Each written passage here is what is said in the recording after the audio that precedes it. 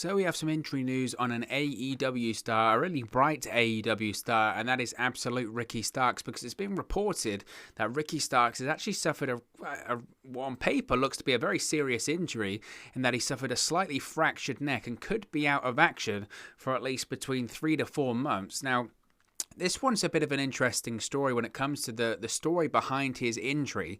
Now, AEW star Ricky Starks has reportedly suffered, or is suffering from, a slightly broken neck.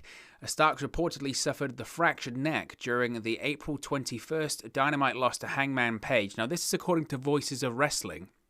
The injury reportedly occurred when Starks landed on his head from a released German suplex during the match. Now, I went back and did a little bit of reading about this, because at the time, it was reported online that Starks had suffered an injury in the match, or certainly looked like he'd suffered an injury in the match, but he kind of brushed it off and told everyone that he was fine. This is the fascinating part of this, that Starks is expected to miss around 3 months of in-ring action, could be a bit longer, possibly 4 months, but is also expected to continue to appear on AEW television in some capacity with his Team Taz stablemates, possibly on the microphone or just as a backup at ringside. Doctors reportedly believe that Starks' neck will heal, though, without needing surgery, which of course is good to hear. It's interesting to note, though, that Starks has wrestled a match since the match with Page. He and Powerhouse Hobbs of Team Taz defeated Brick Aldridge and Aaron Fry at the AEW Dark tapings the night after that match with Page. Now, Starks has not commented on the injury, but he did tweet what appears to be an X-ray photo earlier today, and he told a fan back on April 21st that he was, quote, good following the match with Page. He made a follow-up tweet after that match and thanked DDP Yoga for his flexibility. So it's an interesting one. It really is an interesting one, and obviously we know it. If you're a seasoned pro wrestling fan, or if you're a fan of sports or whatever, you would know that once you start hearing people of he suffered a broken neck, a fractured neck, whatever, these things can be serious. They can also be, a broken neck is always serious, but we know throughout history that people have suffered broken necks and they're relatively fine, in the sense that they've just got to rehab it, as I mentioned in the report, no surgery, and they can be okay. And on the other side of things, we've seen people end their careers with broken necks, and there is a bit of an in-between as well. You can suffer a broken neck and still carry on a fully normal career. I mean, Kurt Angle suffered how many broken necks? 3 or 4? And he wrestled into his 40s. So I'm not saying this is the end of the world for Ricky Starks, far from it. If they think he's going to be back in terms of in-ring action in about 3 or 4 months' time, that's great. It doesn't seem to be like a full-on, really serious break of the neck. It's they're calling it a slightly fractured neck. What that means, I don't know. In terms of severity, in terms of vertebrae in the neck and all that kind of stuff. I think the interesting thing is, and you do tend to find this with neck injuries and spinal injuries, is that he suffers the injury during the match against Hangman Page, and then the following day he's saying to people, you know what, I'm a bit stiff and a bit sore, but I feel fine. And then he wrestles the match with Powerhouse Hobbs as part of the tag team match on AEW Dark. Now, one could question, and I suppose it's not really for the AEW medical team to know if the talent goes up to him and goes, I'm fine, but one maybe should possibly question the AEW medical team in that, and I don't know if I'm necessarily being slightly too harsh by criticizing the AEW medical team there, but surely it should be good principle or a good procedure to, regardless of if the talent says that they're fine, that it's compulsory that the AEW medical team check them out, they get an x-ray, all that kind of stuff. Now, obviously, they might have done this. I don't know. They might have done this, and they might have done a quick checkup and it looked like Starks was fine, and then in actuality he goes and gets an x-ray after that and it turns out that it was slightly fractured. I don't know. I just don't know if particularly it is the best look for AEW that a talent suffers a neck injury, even if it's a slightly fractured neck, and they wrestle the next night, considering you've got a medical team there on staff that should probably be there to check them out. But I suppose that's a debate, and that's a talking point for another time. The most important thing here is that Ricky Starks is okay and that he will make a full recovery.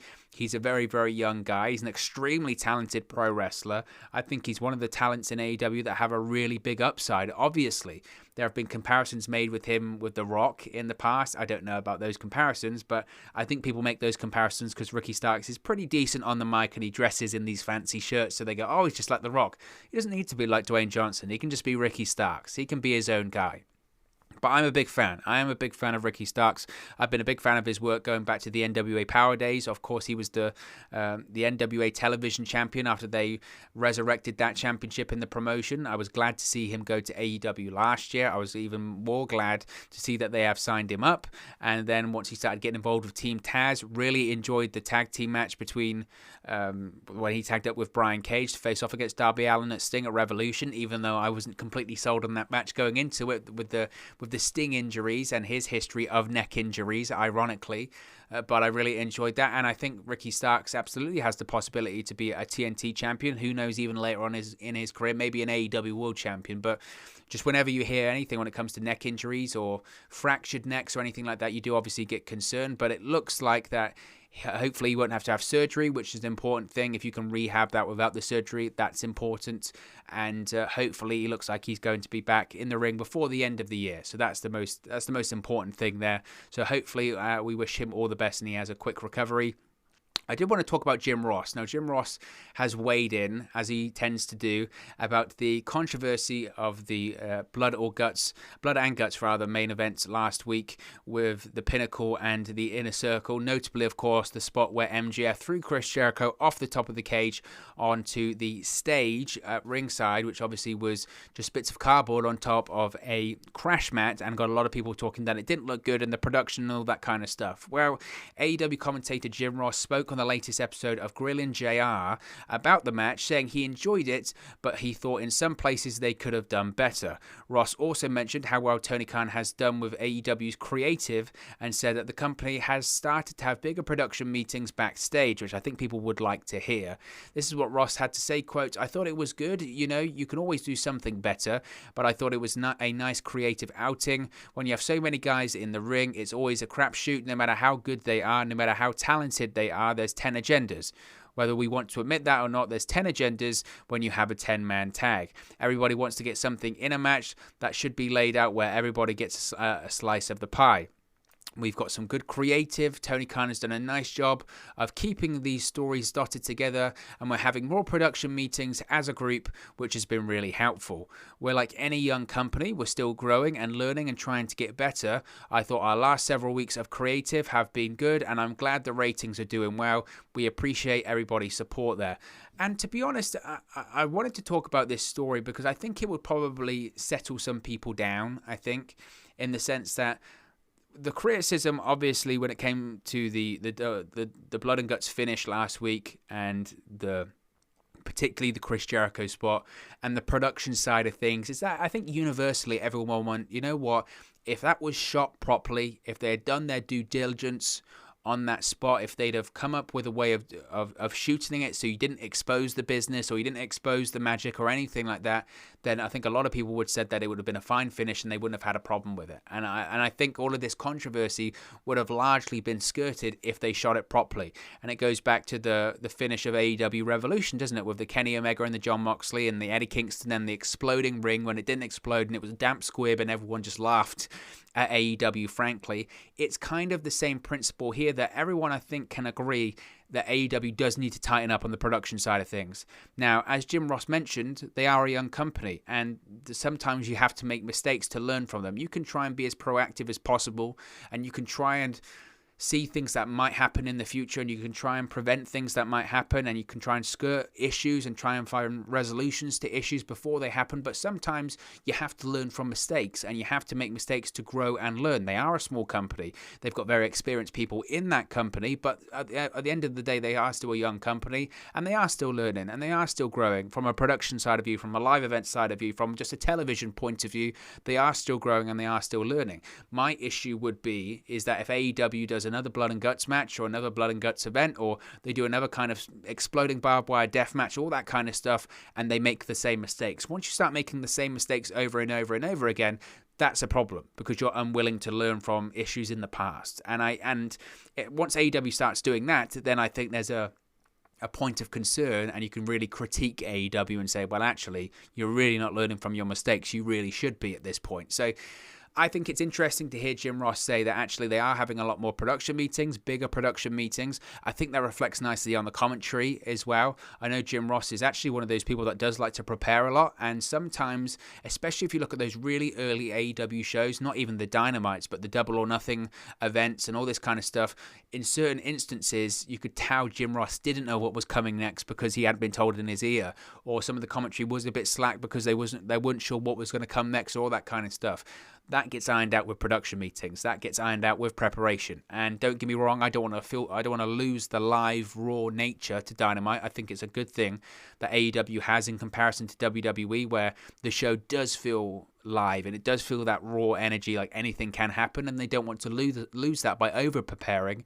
But I think at the end of the day, it's a television show, and you do need production meetings, and you do need to lay out where you're going to go, and you do need to figure out how you're going to shoot stuff, and that's what you've got producers and directors and all that kind of stuff there for. So I think it's encouraging that AEW's aware that maybe the finish didn't look great on Wednesday night. I thought the match was great, and I thought the event was great. They're aware that the finish didn't look great, but they'll learn from it, and I think that's important to stress.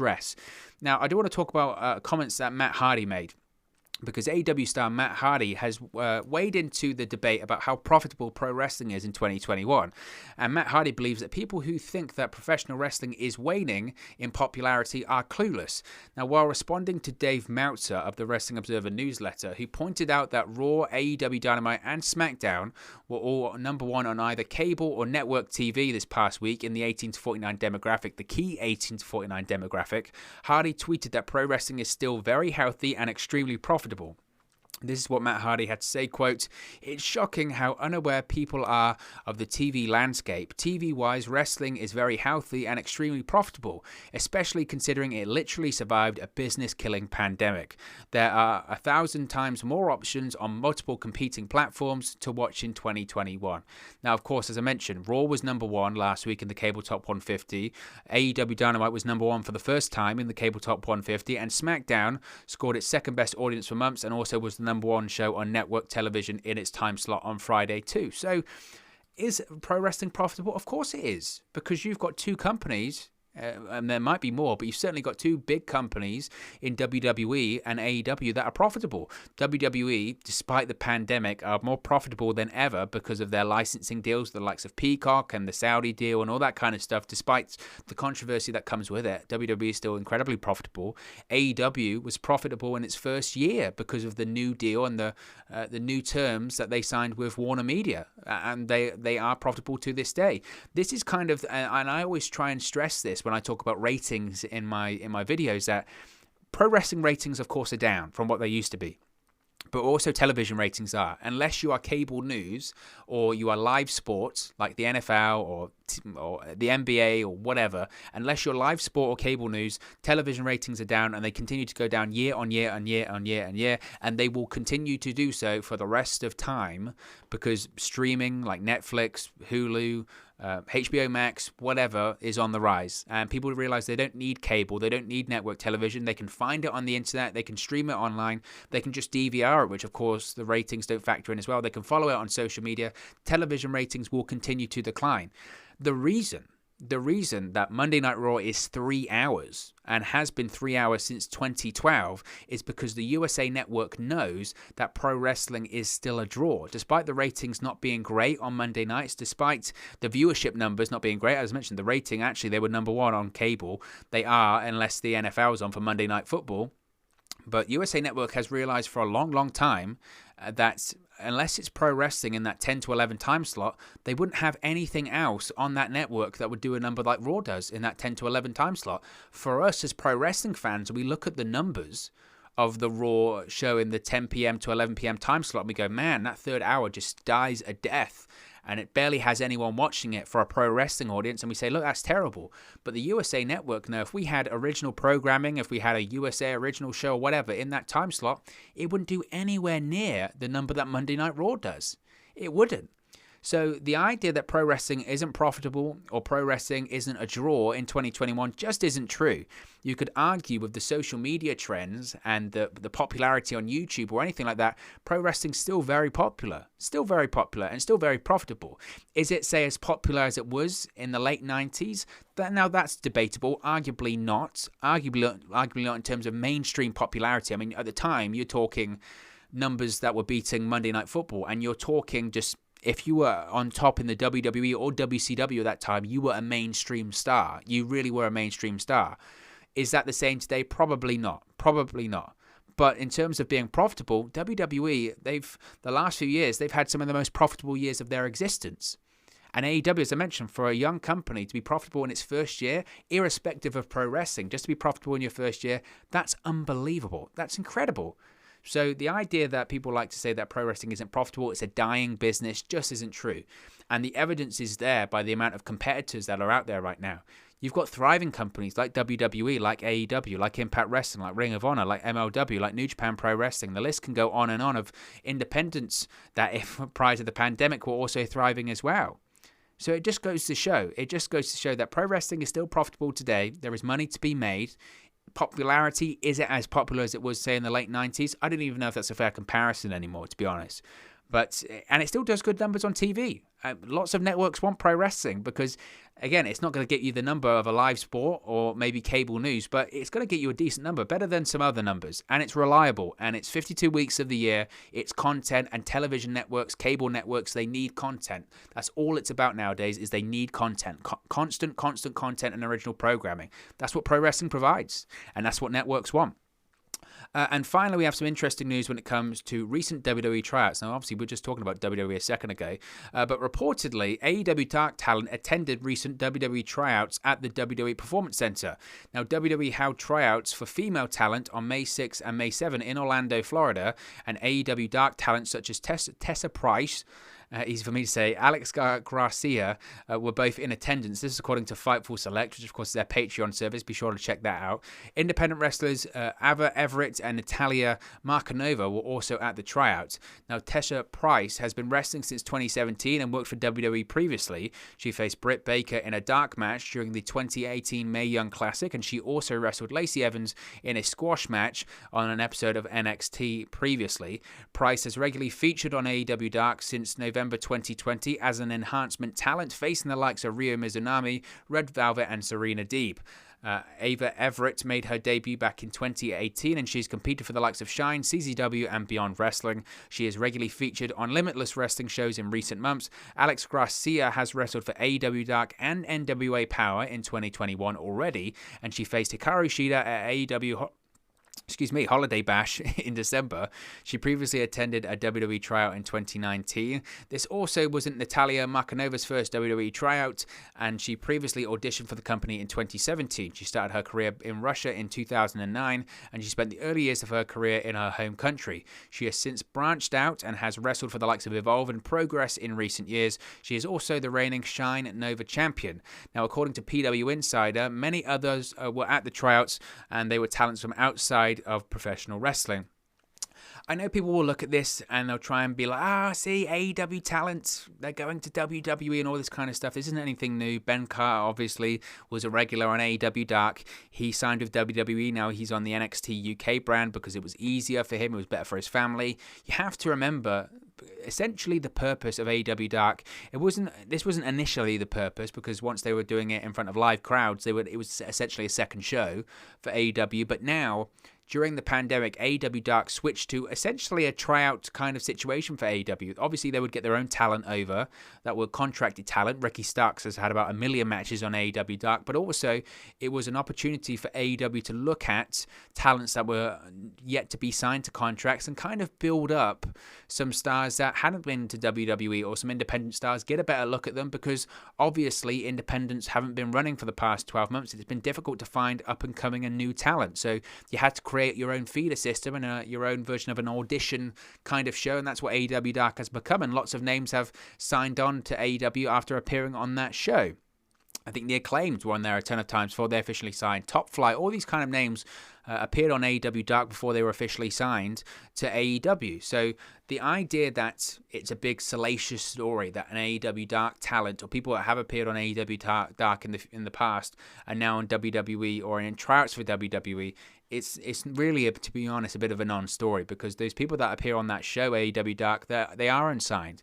And there have been quite a few names that appeared on AEW Dark have since appeared as extras on WWE television or anything like that. Pineapple Pete's a great example of that. Pineapple Pete was featured on Dynamite, and the reason he was featured on Dynamite is because he was in the area at the time when they taped all of those shows from the Nightmare Factory. He was just a local wrestler, an enhancement talent.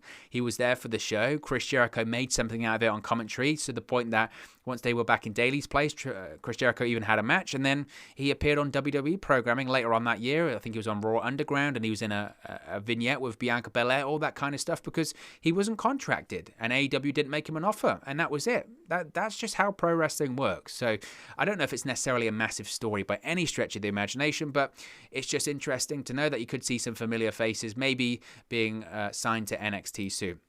But look, guys, as always, this is just one man's opinion. What are your thoughts on some of the AEW stories we've spoken about today? Ricky Starks' fractured neck, Matt Hardy's comments on if pro wrestling is profitable. Really want to hear what you say about that. Jim Ross talking about blood and guts and the production meetings for AEW, and some AEW Dark stars having tryouts for WWE. Let me know your thoughts in the comment section below. I'll do my best to respond and reply to all of your comments. Really enjoy interacting with you guys, talking about AEW, WWE, Impact Wrestling, New Japan Pro Wrestling, all things pro wrestling here on the channel. So be sure to get involved in the community, drop a comment below. All opinions are welcome. If you have enjoyed this video, please do smash a like on the like button too.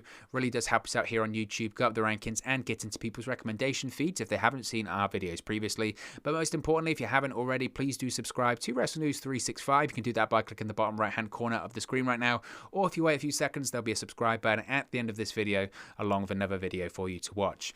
Thank you very much for watching, listening, streaming, or have you come across this video today, and I'll speak to you again very, very soon. Hey guys, thank you for watching, listening, streaming, or however you come across this video today. Be sure to click on the video on the right there to watch our next video, or click the bottom there to subscribe, or the bottom right hand corner. Thank you very much, and I'll speak to you again very soon.